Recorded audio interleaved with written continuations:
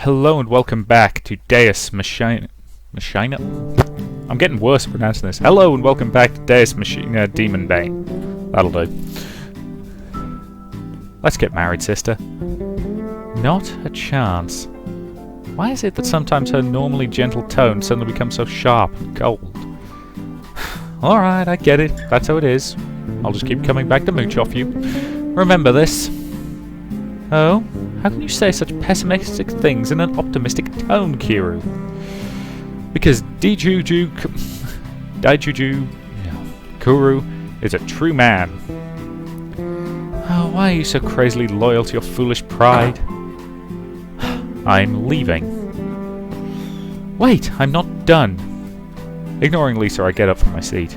However, as I touch the doorknob, Lisa speaks to me again. This time her voice is different. Quiet, but serious. Kuru, you were doing so well when you were still a student. Why did you leave the university? I freeze with my hand on the door, and the heavy silence presses down on me and I feel her eyes upon my back. Lisa's sincerity hurt me. Just a little. Finally I turn round and force a glib smile.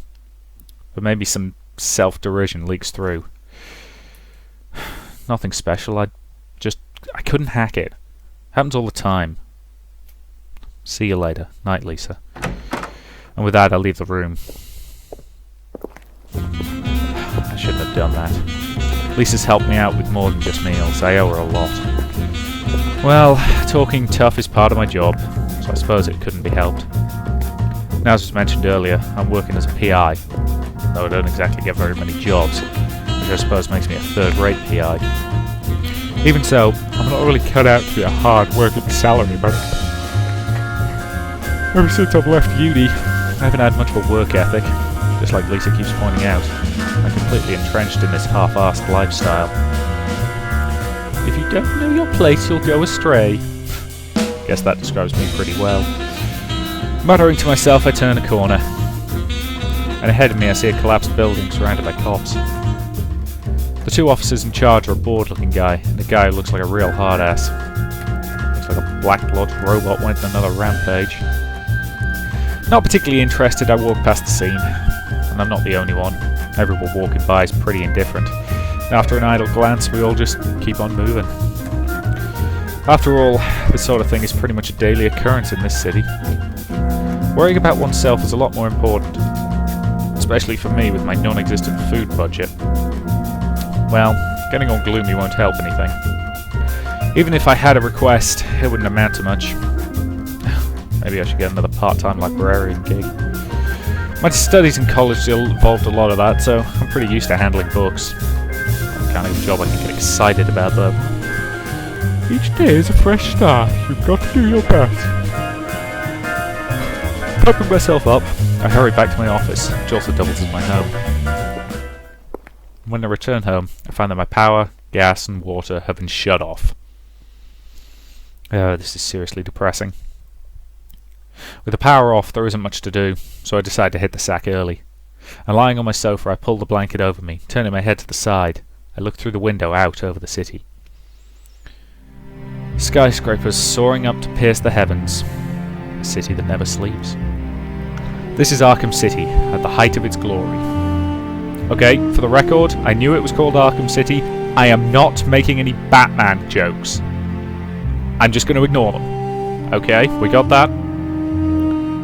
Though for the record, Arkham City, I haven't played Arkham Knight because basically every report said don't buy the PC version, and they still haven't re-released it on PC in a version that isn't completely buggered.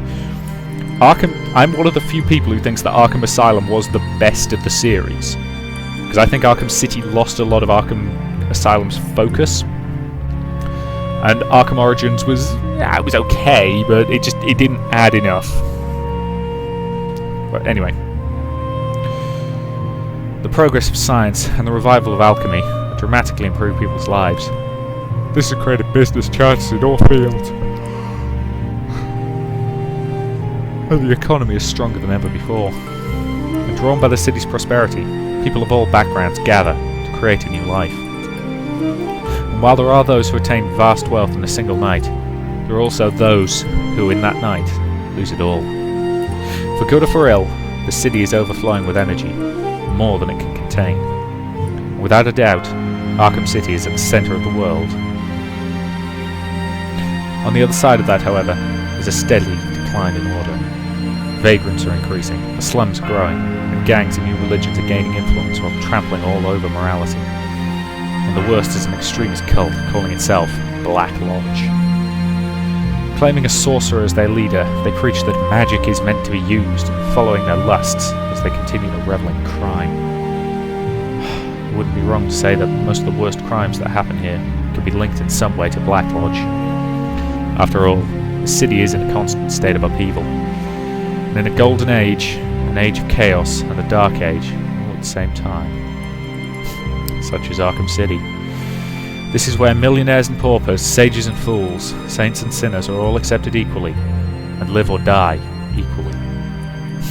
That's the kind of city this is, and I'm able to live here. However, something's missing. Something's missing. There's something absolutely essential missing. I feel empty.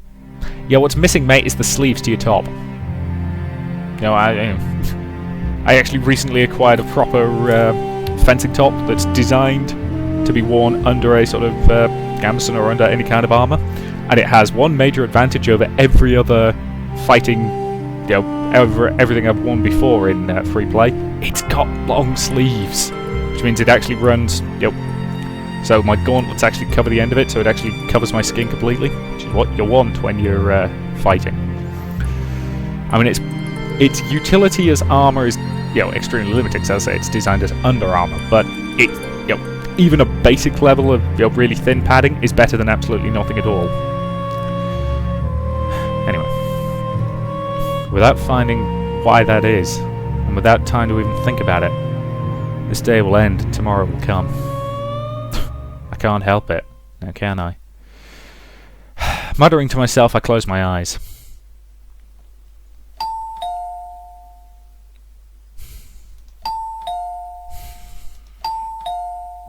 Somebody's very insistent with that doorbell. Oh, give it a rest! Oh, what the hell, just when a guy's enjoying a hard-earned sleep. Bill collector? If so, they've come in vain. Right now I don't have a single cent to my name. Oh great, now I'm starting the day depressed. Yeah, coming. Yeah, who is it? Is this the office of Mr. Hadou Kuro? When I opened the door, there was a tall man in a very neat black suit standing there. Sounding straight as a rail, and the man is very slender. He doesn't give off a weak impression at all. His eyes shine sharp and cold behind his glasses, like finely honed blades. And I'm struck by his appearance and demeanour, so far removed from the norm in my neck of the woods. Yeah, that's right. Can I help you? I have a job for you. The answer comes not from the man, but from out in the hallway. The suited man steps back as though yielding the floor. Standing there in the hallway, even more out of place than the man, there's a woman who looks like the archetype of a sheltered young princess. Fine features, well-balanced proportions. She could definitely be called a beauty. However, more striking than anything else are her eyes. Deep black, shining with a strength of will, and her eyes are looking straight at me.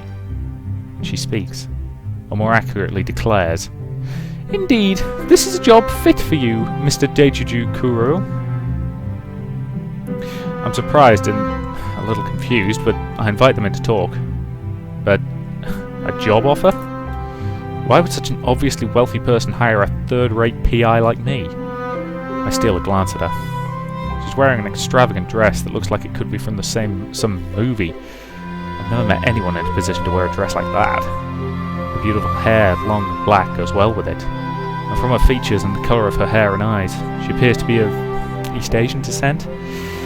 While I'm examining her, she suddenly starts talking. But her voice is calm. The words have an impact of a nuclear bomb. I haven't introduced myself yet, have I? I am Hadou Ruri, and this is my butler, Winfield. For an instant, all thought ceases, and staring blankly at the two, I desperately try and get my head together. Hold on there. What did she just say? Hadou Ruri. Hadou? Hadou? You can't mean... Yes, it is probably the Hadou you are thinking of, Mr. Juju. On the business card she presents me is clearly written, Hadou Financial Group, President, Hadou Ruri. What? There's no one left in Arkham City who doesn't know of the Hadou Financial Group. With influence in every imaginable field, it's truly the world's largest corporation. And most importantly, it was the group's founder, Hadou Kazu, whose seeming reckless use of his vast fortune transformed Arkham City from a small rural town into the metropolis it is today. In other words, it would not be an exaggeration to say that the Hadou Group is the de facto ruler of this city, and a Hadou princess is standing right in front of me. She's the president? You mean that this young lady stands at the pinnacle of Arkham City? I have no idea what's going on here. So you mean to say that a noble, perfect, superhuman like you has a job for a lower-than-a-maggot scum of society should leave a note apologising for being born and just hang himself already guy like me? I can't tell if you're being modest, pathetic or sarcastic. Anyway, that is beside the point. That's right, Mr. Juju. I would like to hire you to find something for me. But why me specifically? As I said before, it is a fitting job for you. Yes, you are more suitable for this task than any other investigator. What do you mean? I would like you to find a grimoire with power, the sort that sorcerers use. Damn, I'm struck speechless. Okay, calm down. Calm down, Deju Kuru.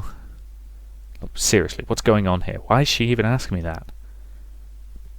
Now I'm even more confused. What would something shady like that have to do with me? I decide to get straight to the point. The butler, who has been watching silently until now, whips out a file and starts paging through it. Deju Kuru withdrew after 2 years from Misatonic University. Your field of study is officially recorded as archaeology, but the truth is different. Mr. Deju, what you engaged in at Misatonic University were occult studies.